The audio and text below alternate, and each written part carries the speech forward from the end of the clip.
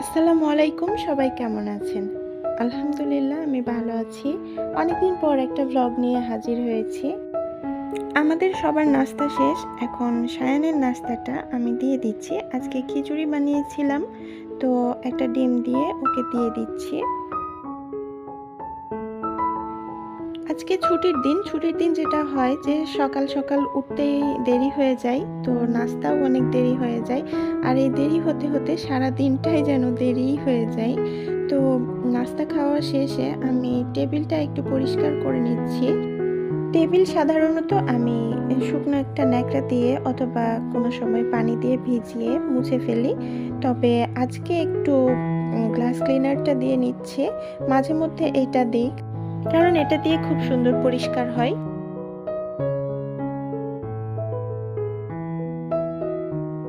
Table অনেক বেশি সাজিয়ে গুছিয়ে না রাখার একটাই কারণ আমার ছোট আব্বুটা, কারণ তিনি সবসময় টেবিলের উপর উঠে প্রায় ধ্বংসযজ্ঞ চালাতে থাকেন, যেগুলোর জন্য আমি মন মতো করে গুছিয়ে রাখতে পারি না। যতটুকু দরকার ততটুকুই রাখি টেবিলের উপরে। ছোট বাবুদের আম্মুরা রিলেট করতে পারবে, যে কোনো কাজের মাঝে, বিশেষ করে রান্নার মাঝে তাদের আবদার কত যে পূরণ করতে হয়। এটা দাও, সেটা দাও, এটা নিব, সেটা নিব।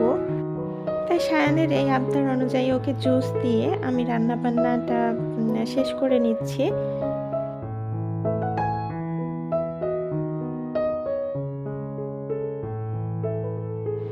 গরম মশলা, জয়ত্রী, জয়ফল এইসব দিয়ে আমি এই গরম মশলাটা, গুঁড়া মশলাটা বানিয়ে ফেলেছি। তো এইটা দিলে রান্নার টেস্ট অনেকটা বেড়ে যায়, আমার কাছে খুব ভালো লাগে। সায়ানের বাবা বাইরে গিয়েছিলেন, তো রজনীগন্ধা স্টিকটা নিয়ে এসেছেন, তো আমি একটু পানি দিয়ে রেখে দিলাম। এভাবে মিষ্টি একটা গন্ধ ছড়াতে থাকে, বেশ ভালোই লাগে। আর ফল টলগুলো আমি একটু ঝুড়িতে রেখে দিচ্ছি।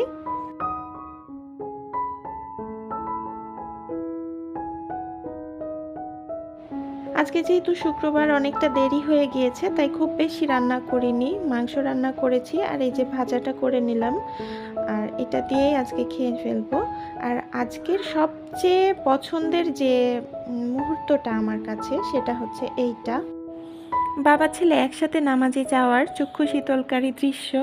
তো আমি আমার ছোট বাবাটাকেও একটু পাঞ্জাবি পরিয়ে দিয়েছি।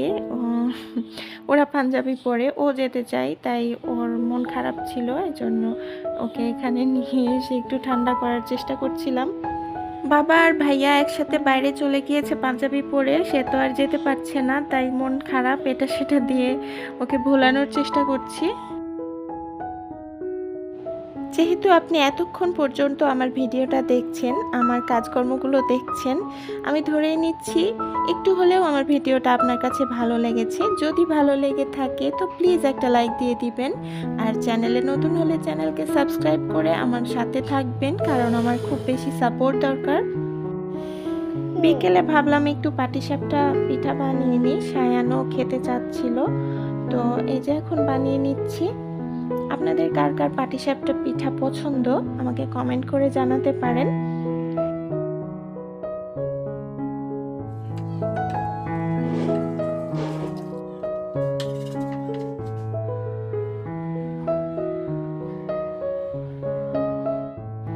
সন্ধ্যার দিকে হুট করেই ঠিক হয়ে গেল কুয়াকাটা যাব, তো আমরা এখন এই যে রেডি হয়ে নিচ্ছি। বাবার একটা জুতা নিয়েছিলাম কয়দিন আগে, এটাও একটু চেঞ্জ করে নিতে হবে, এটাতে একটু সমস্যা দেখা দিয়েছে। তো দুইটা কাজই হবে, কুয়াকাটা সমুদ্রের কাছেও একটু যাওয়া হবে, আবার জুতোটা চেঞ্জও করে নেওয়া হবে।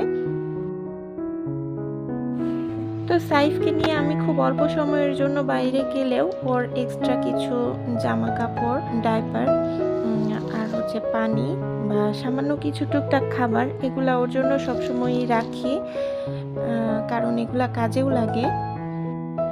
তো এই ব্যাগটাই গুছিয়ে নিচ্ছিলাম এখন। সাগর পাড়ে রাতের বেলা তো অসাধারণ লাগে থাকতে, কিন্তু আসলে ক্যামেরায় কিছুই আসে না। তো তো আমরা এখানে বসে ফুচকা চা খাচ্ছিলাম, সাগরের সৌন্দর্যও দেখছিলাম, আকাশে চাঁদ তারা আর নিচে আবার সাগরের উপর চাঁদের রিফ্লেকশন দেখতে অসাধারণ লাগে, অনেক ভালো লাগে। সাগরের গর্জন যখন থাকে বেশি তখন আরও বেশি ভালো লাগে। তবে এখন শীতকালে আমার মনে হয় কুয়াকাটায় একটু গর্জন কম থাকে, আমি যতদূর বুঝতে পেরেছি বা দেখেছি। তো এভাবেই আজকে সারাটা দিন কাটালাম, সাথে কিছু সুন্দর মুহূর্তও কাটালাম। আর এই সুন্দর মুহূর্তগুলো আমার এভাবে ক্যামেরাবন্দি করে রাখতে খুব বেশি ভালো লাগে, এজন্যই এই ভিডিওগুলো বানাই। আর এটা যদি আপনারও ভালো লেগে যায় প্লিজ আমাকে সাপোর্ট করবেন, আমার সাথে থাকবেন আর খুব খুব ভালো থাকবেন।